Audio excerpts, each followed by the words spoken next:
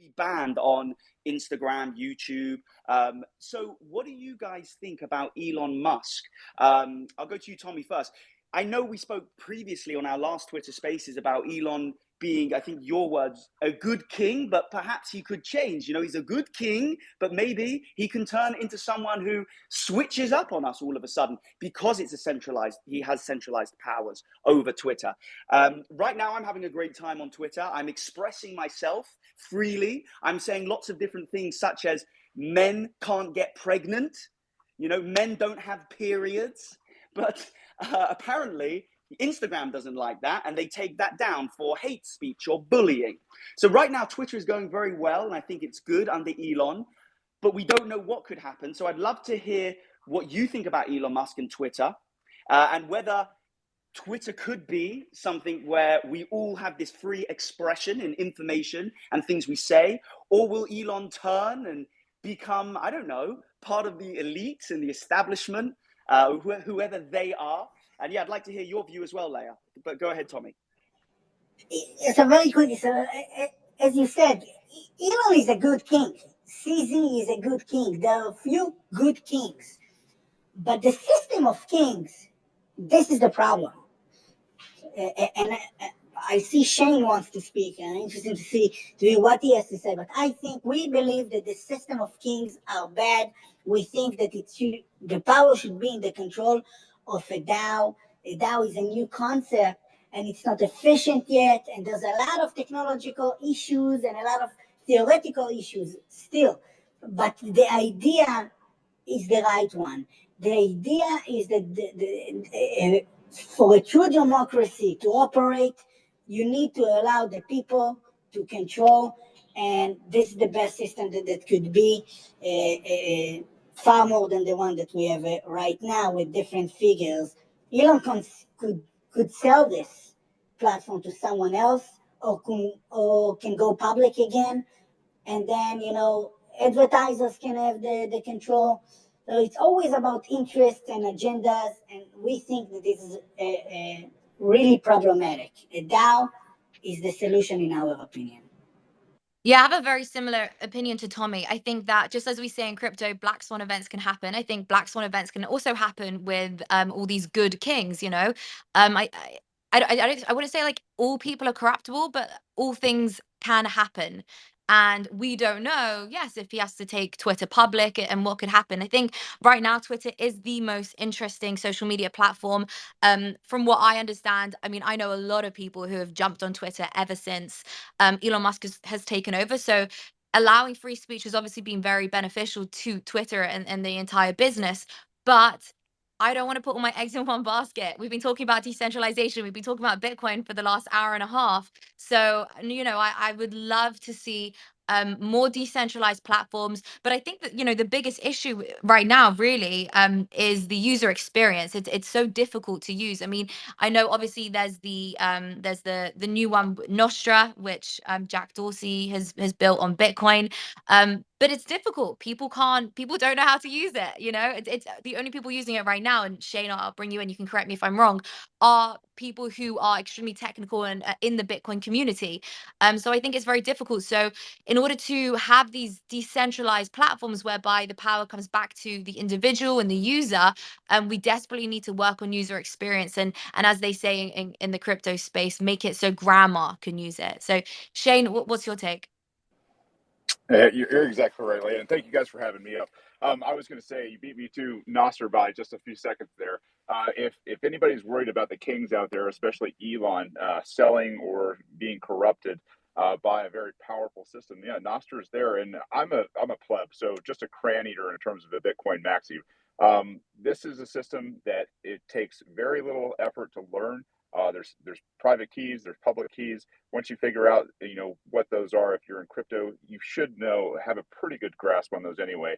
And setting up a small, quick profile, yes, it's mostly Bitcoiners over there now. But as things progress and as there is more and more tyranny in terms of free speech, I think these are going to be widely popular, and people will just have to learn. Necessity is the mother of invention. And to your points earlier, the idea that we're able to come here and we're able to have these conversations to speak freely, I think, you hit on some really good points. Is we are now talking about what censorship has led to, and you describe tyranny, you describe death, but I think we have to be very accurate in our determination of these words. And what wasn't allowed to be talked about, and what was just trending, I think, earlier this morning and yesterday, was things like the use of ivermectin during COVID, which wouldn't have been a thing, which literally led to a genocide. And I don't say that word lightly. Hundreds of millions of people around the planet have perished or now taken the vaccine and have vaccine injuries because only one narrative was allowed to be pushed where everybody else was, to be deplatformed. And if there's anything, that I'd leave everybody with is we have to fundamentally change the communications protocol.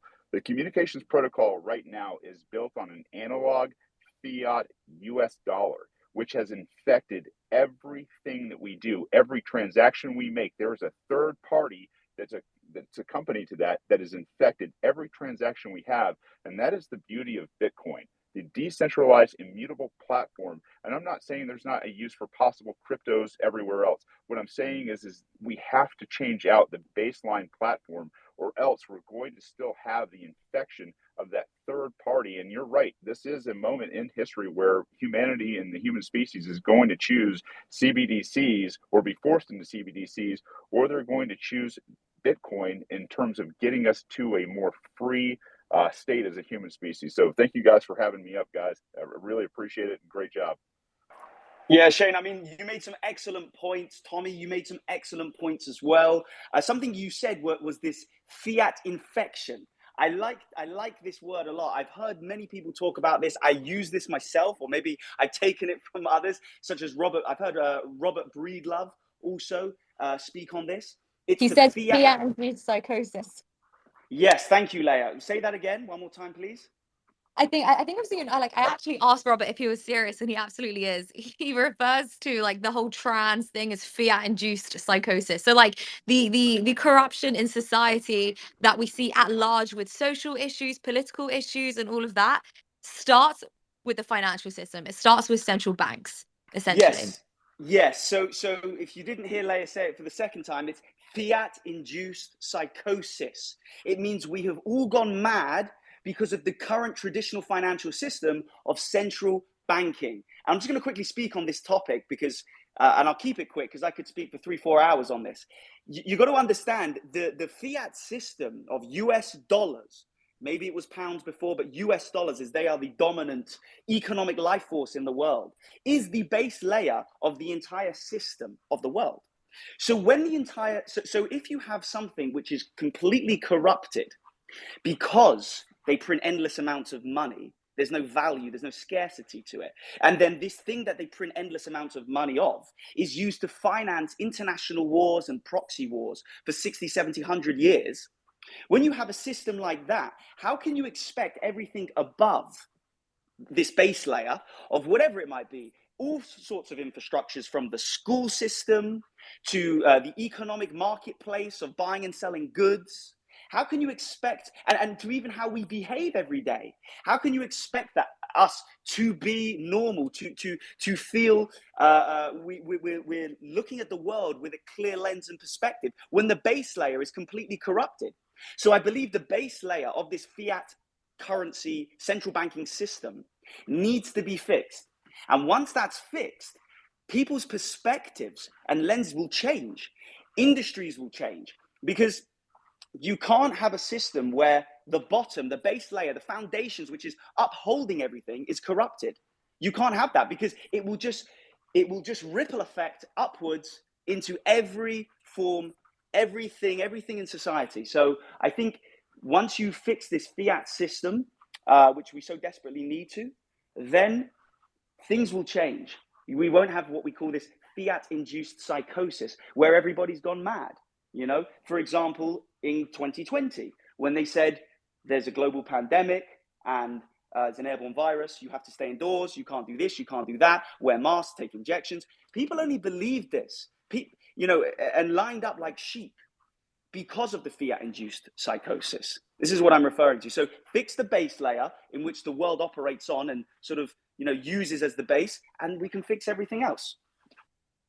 Perfectly said. It's true. Fix the money and you fix the world. So I think that concludes our spaces. I want to thank Gideon for co-hosting with me. My brother, if you don't know, go follow him. He's amazing. I think he did an incredible job of helping me co-host and navigate everything. So thank you so much, Gideon. I want to thank Tommy for joining. And also really interesting to hear about their private stablecoin that they're building. Shane, thank you for joining at the end. I want to thank everybody for listening as well. We're going to be doing a lot more of these spaces and actually having some more incredible guests giving their perspective on everything that's going on in the world right now, because it is very, very crazy.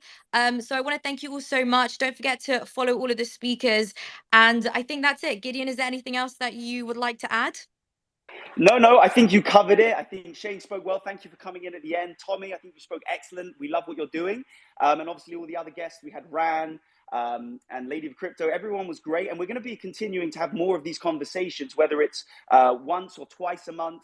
I think they're very important. Twitter seems to be the only platform in which we can speak freely like this. I certainly couldn't do this on my Instagram or Leia's Instagram or TikTok Live. So we love Twitter for doing this, and hopefully we can migrate to something even better soon, whether that's something Tommy's creating or whoever it might be. So stay tuned, guys. We want to have more of these conversations, and we want to bring the best guests in and have the best conversations.